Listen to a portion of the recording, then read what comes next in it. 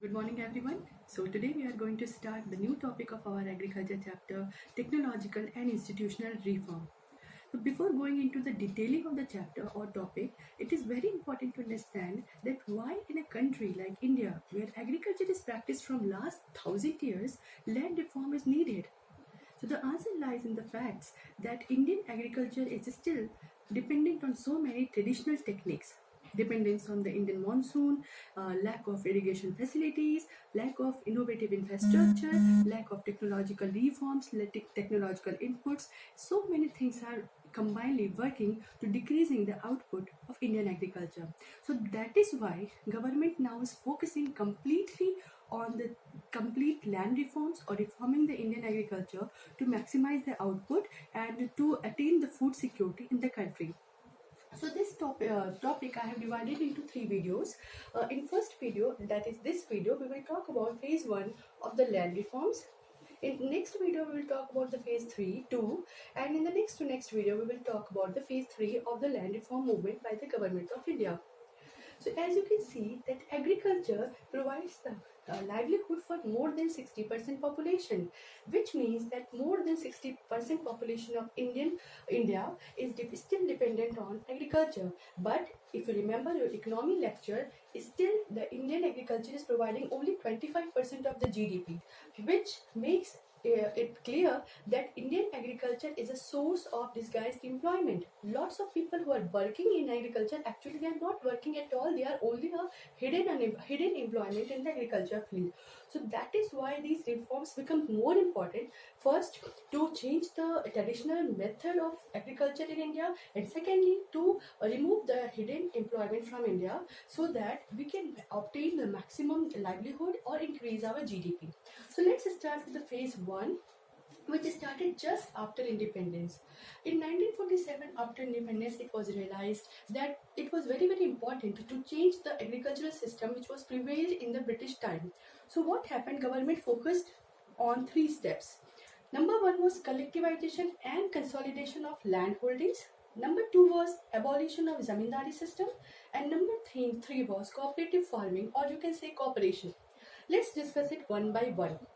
Collectivization and consolidation became important because Indian farming or Indian village area, Indian rural field is dominated by a system of right of inheritance in which the land of the father has to be equally distributed among his son, and because of that subdivision generation by generation that land is fragmented and became smaller and smaller.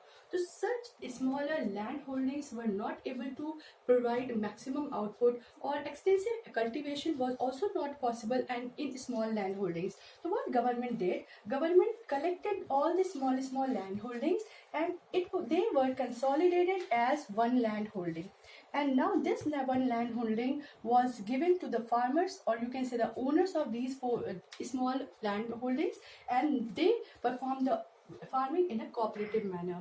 So these three steps taken altogether after this step, that small land holdings were joined together, collected, and they had consolidated together and became one unit. And now agriculture, extensive agriculture, or you can say modern agriculture, was possible because of these large land holdings. So this was one very important step taken by government of India just after the independence.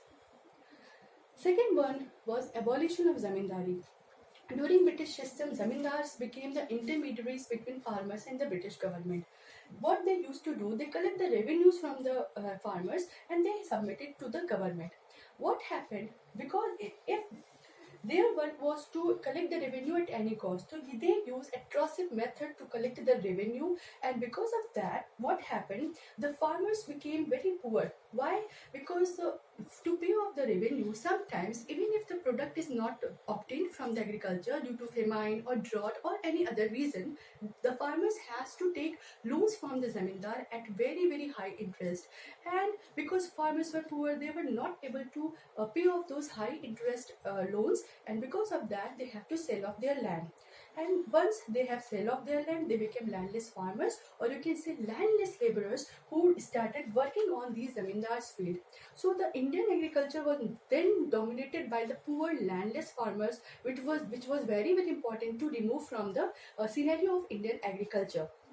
Then comes cooperation, as I have discussed earlier also in first point, that cooperation was important because cooperative farming led to the sharing of the infrastructure, and because of the sharing of the infrastructure, even if some of the farmers are not having the proper infrastructure, they can share it from the rich farmer or someone who is having those infrastructure, and they can maximize their output. So this cooperative farming was ultimately making everyone satisfactory, obtaining satisfactory production, and making the Indian agriculture more and more self-sufficient. Okay, but the because the main focus of this phase one was the land reforms. Okay, so what happened, it was started with a very great enthusiasm, but what happened, the speed of implementation became very slow, and because the speed was slow, the people were not willing to share their land and infrastructure with anyone. So what happened, this phase one ultimately proved to be a failure, and it was not it didn't achieve the objectives which it was supposed to be achieving. So just to combat the problems of this phase one, government decided to change this land reforms to agriculture reforms. So the next phase which government started was not the land reforms but the agriculture reforms, by using of the different kinds of technologies, so that the production can be maximized even if the holdings are small. This phase 2 will be the next part of this video. So for now it is over. Phase 1 is over. If you have any doubt and confusion, you can anytime ask in the comment box. So for now it's over from my side.